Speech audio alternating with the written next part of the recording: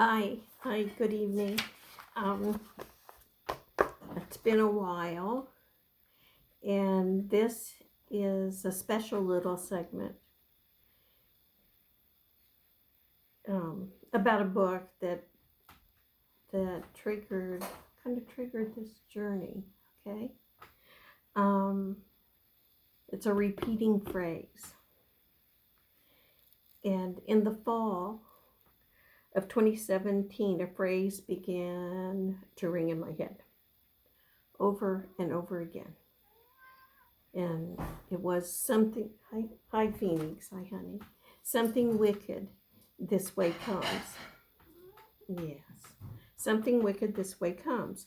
And that is the title of a book by Ray Bradbury. It was published in 1962. I need to check that because actually I think it was earlier, whether I was looking at a later publication date. The phrase and the mood summoned by it intensified as the days passed. The feeling of the season, it was in the fall, surpassed quiet and warm into that still heaviness that precedes a storm. It made me feel a wariness that finally settled into the knowledge that something wicked had this way come.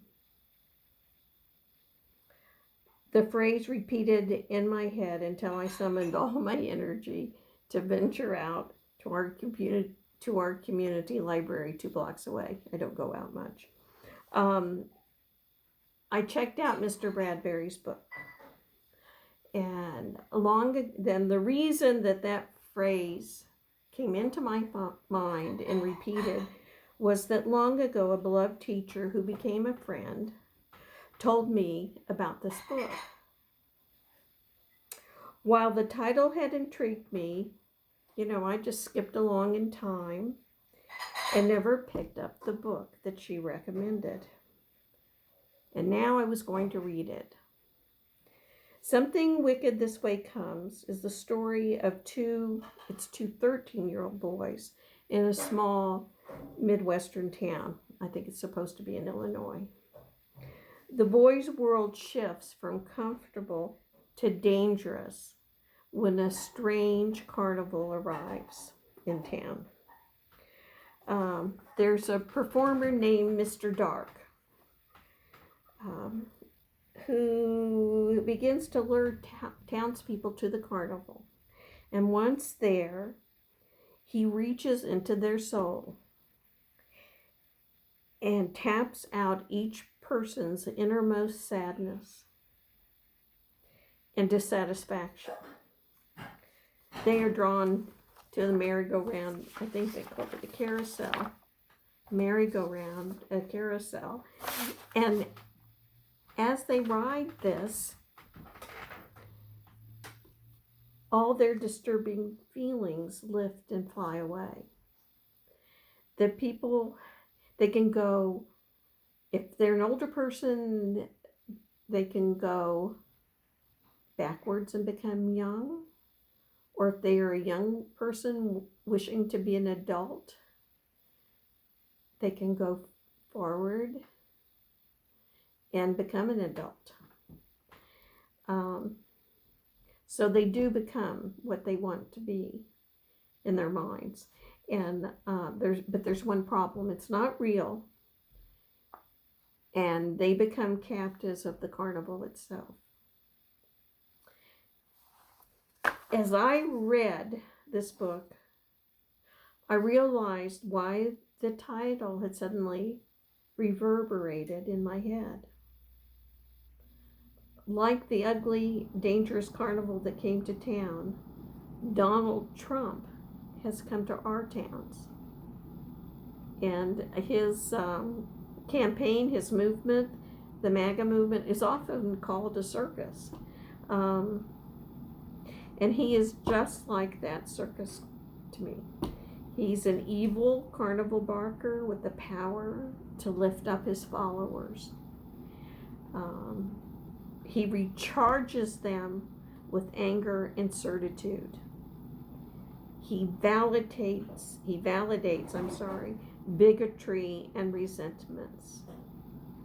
Suddenly, they are right. They are the real Americans who have been ignored and spurned and who are being wrongly replaced by others. Now they are important. They are understood. They are strong people, no nonsense, ready to do what needs to be done. Yeah. Ask Christy Noman in, in North Dakota, ready to take back their place. You know, we all have grievances. We have all been ignored. But Trump is different, and his followers. Many of our MAGA adherents have ridden Trump's merry-go-round past those universal, the feelings that we all have at times, temporary frustrations, to insurrection, hatred, and fascism. I am your retribution, he says. He promises to make his followers and America great again. All he asks is that they swear their undying loyalty and believe his lies. It's easy enough, huh? Or maybe not. And if Trump is elected, and if you happen to be the kind of person that does not believe in 6 impossible lies before breakfast, or could eventually grow tired of them, then you could be in trouble. We could all be in trouble, all those people. In my introduction, I warned that something is coming for you. And now I will speak directly about what that is and where we are seeing it. Okay, what is fascism? You no doubt have learned about World War II, led by madmen, their henchmen, and their hate-inspired followers. Those men called millions to war and millions to their deaths. Hitler's Germany, Mussolini's Italy, the Emperor's Japan were summoned to become great again. Not through vision and constructive purpose. Not by expanding knowledge and human understanding, but with lies and big lies, fraud, inflated egos, hatred, violence, a veneration of domineering, cruel masculinity, torture, and extreme militarism. Not all masculinity is like that. Not the real kind. Okay? I want to offer you 3 resources, kind of to back up what I'm saying and if you want to further inform yourselves. One is a book by former Madeleine Albright. She was a Secretary of State in the Clinton administration, and her novel is Fascism: A Warning. Okay.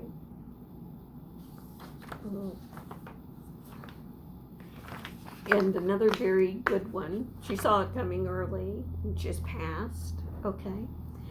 Timothy Snyder, On Tyranny, 20 Lessons from the 20th Century. I forgot to say Madeleine Albright was Secretary of State in the Clinton administration. And I'll go back to Timothy Snyder, On Tyranny, 20 Lessons from the 20th Century.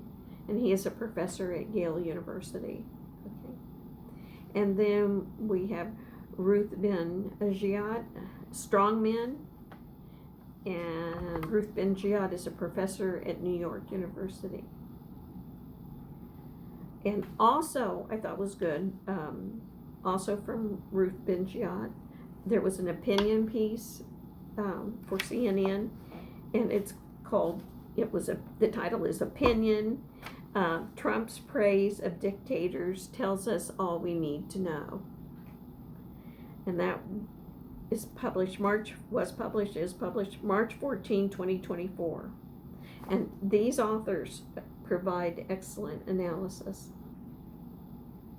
I have used these authors, other readings, and just my general schooling. And with that, I will attempt to provide you a list of characteristics of fascism and fascist leaders. And I want to compare those to the behavior of President Trump and the MAGA followers, the MAGA movement. So I will list those characteristics right now. They are: 1, big lies, fraud, a return to a pristine greater past, scapegoating in retaliation for the loss of greatness, racial oppression, female oppression, anti-LGBTQ plus, they were, back in that day it was gay or queer, and they were very anti. Okay. And there is enforced conformity, book banning, targeting of teachers and librarians, academics, and intellectuals, suppression of the right to vote. Voting doesn't happen, not for long. And there's severity, violence, cruelty, and the promotion of militarism and a hyper-masculinity. I'm going to take a little drink. So, using those, I want to examine how the former president and his MAGA followers exhibit those characteristics. First on the list is fraud. There we go, being awkward again.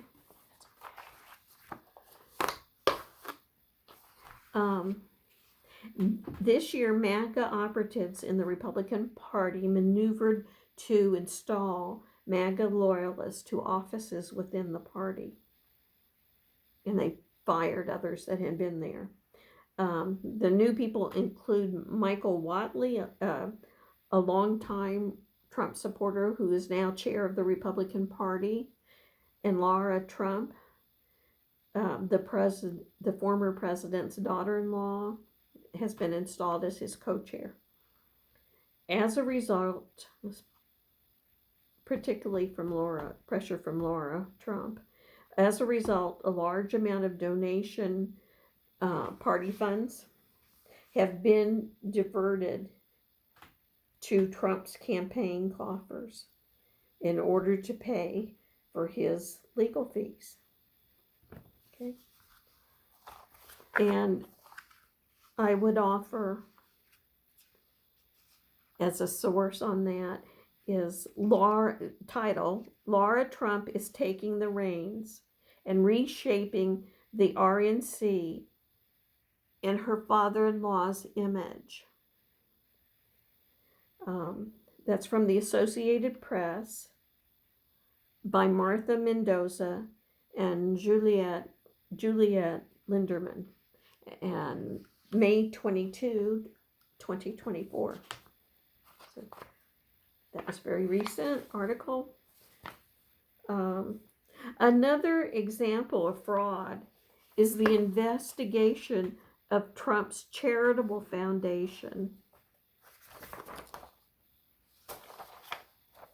in New York. It was shut down in 2018 when the New York Attorney General at that time, Barbara Underwood, determined that the former president and several of his children used it for their personal and political benefit. And a source I have for that is entitled Trump Foundation to shut down under agreement with New York Attorney General by Laura Namias. It was Politico by Laura Namias, December 18, 2018. Other sources include articles in the New York Times and the Washington Post.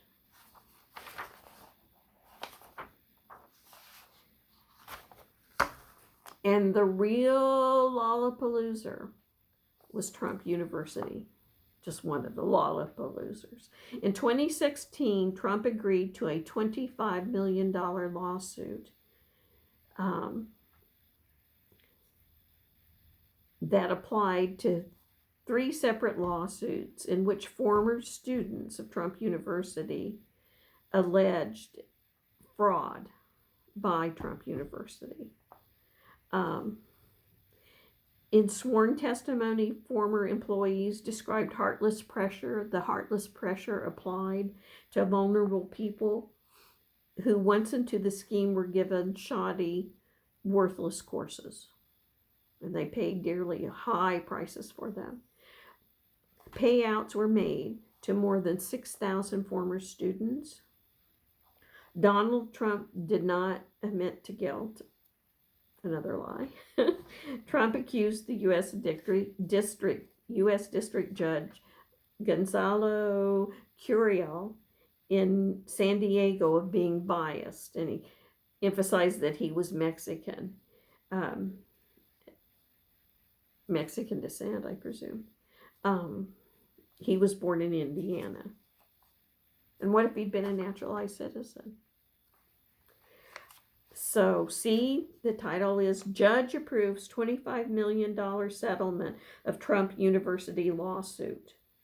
National Public Radio, NPR, by Camilla, I will have trouble,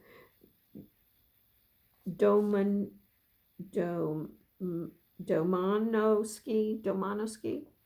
and that was March 31st, 2017. Those are a few examples. That's the fraud. And my next segment will cover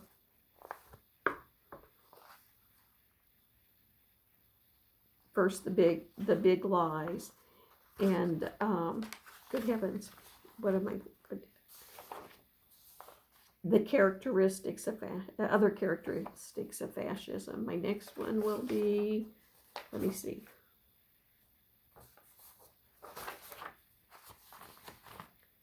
Oh, sure. A return to the pristine greater past when everything was perfect. Okay. Now, this week, Trump was found guilty by a jury in New York of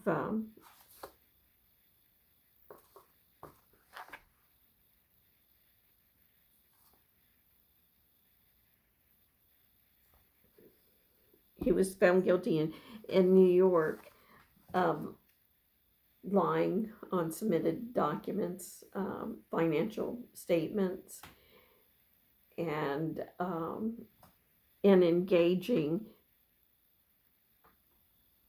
in a plan really to suppress the public's knowledge of an affair he had, and working with a publisher of a scandal sheet. She was a pornographic actress. So anyway, he did it to save his campaign. So that's the fraud. That's the campaign fraud. I thought I would mention that. And I think that's it. And I will come back with the pristine past. You know, as people get older, we get older, and we become better and better. You know, we worked hard. We realized we worked harder and we were better kids, and these kids don't compare to us. You know, the past was a great place, and it's not here right now for people to see if that's true. Okay. That's convenient, very convenient. Okay, have a good night, and I will be back with another segment. Bye.